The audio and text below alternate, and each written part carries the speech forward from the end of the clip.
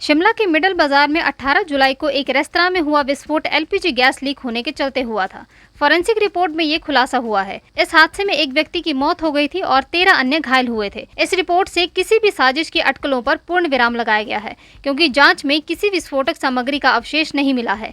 Report में कहा गया है कि विस्फोटक स्थल पर डेटोनेटर या टाइमर जैसे विस्फोटक उपकरणों का कोई टुकड़ा नहीं पाया गया है। क्या कुछ रिपोर्ट में जो है खुलासा हुआ है?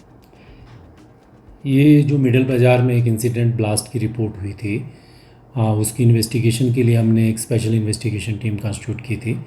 उस टीम में हमारे जो मेन इन्वेस्टिगेटर्स हैं, जो डीएसपी हेडक्वार्टर और एडिशनल एसपी जो हमारे हेडक्वार्टर हैं, इसके अतिरिक्त जो है हमने फॉरेंसिक एक्सपर्ट भी हमारी इस इन्वेस्टिगेशन टीम का इम्पॉर्टेंट पार्ट रहे। जब ये इंसिडेंट हुआ था उसके इमीडिएटली बाद ही हमने इसमें फॉरेंसिक एक्सपर्ट्स को इन्वाइट किया था वो स्पॉट विज़िट करने के लिए, और उसके बाद भी वो लगातार हमारी इन्वेस्टिगेशन में शामिल रहे और हमें अपना जो एक्सपर्ट जो उनका ओपिनियन रहता है और गाइडेंस रहती है उस दिशा में हम इन्वेस्टिगेशन कर रहे थे। तो अभी फॉरेंसिक एक्सपर्ट की जो हमारी स्टेट फॉरेंसिक जो साइंस लेबॉर्ट्री की जो रिपोर्ट है, उनकी रिपोर्ट हमारे पास आई और उस रिपोर्ट में जो प्रथम दृष्टया लग रहा था कि ये एक गैसियस ब्लास्ट है, एलपीजी से जो ब्लास्ट हुआ है, उसके लीक होने से ब्लास्ट हुआ है, वो रिपोर्ट आई है और उसी के अनुरूप हम आगे की इन्वेस्टिगेशन अब करेंगे। लोगों में जो है नहीं, इसमें इन्वेस्टिगेशन जो है पुलिस जो है अपना काम पूरा कर रही है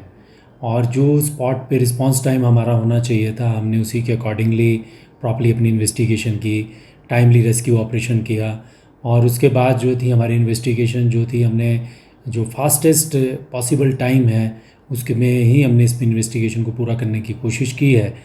और जो धारणाएं शंकाएं होती हैं किसी भी बड़े इंसिडेंट जो इस तरह की होती है उसमें डेफिनेटली बनती हैं, इसीलिए हमने फास्ट और प्रॉपर एडिक्वेट एक्सपीडिशियस इन्वेस्टिगेशन की है। जो एक्सपर्ट्स हैं उनकी जो ओपिनियन होती है वो बहुत महत्वपूर्ण होती है इस प्रकार की जो इंसिडेंट्स होती हैं, और उसमें बड़ा क्लियर है कि ये एक गैस से हुआ एक्सप्लोज़न है और इसमें कोई नेफेरियस एलिमेंट या कोई एंटी नेशनल एलिमेंट्स की कोई इन्वॉल्वमेंट हमको नहीं मिली।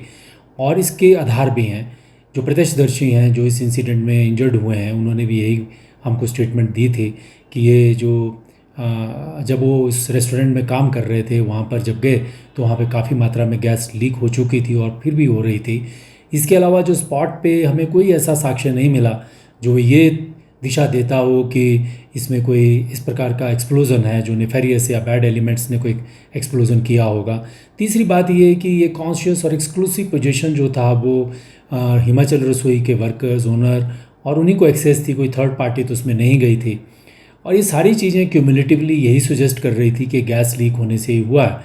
लेकिन एक बात जो इम्पॉर्टेंट आप कह रहे हैं कि भय या संशय की जो बात है, हम सोचते हैं कि एलपीजी जो है हमारे घर में, हम एज ए फ्रेंड हमारे किचन में काम कर रही है। एलपीजी वैसी गैस नहीं है, मिक्सचर है बहुत सारे फ्लेमेबल ज्वलनशील गैसेस का, और ये बहुत डेंजरस स्थिति ले लेती है जब अगर ये लीक होती है या सिलेंडर में आग कैच हो जाती है।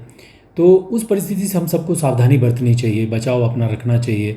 और इसी दिशा में हमने डिस्ट्रिक्ट एडमिनिस्ट्रेशन को, जिलाधीश और म्यूनसिपल कॉरपोरेशन को पत्र भी लिखे हैं कि फायर सेफ्टी को लेकर के शिमला में बहुत सारी ईटरीज़ हैं, बहुत सारे होटल्स हैं और बहुत सारी ईटरीज़ जो हमारे मेन कोर एरिया में ही हैं, उनको फायर सेफ्टी की ट्रेनिंग होनी चाहिए।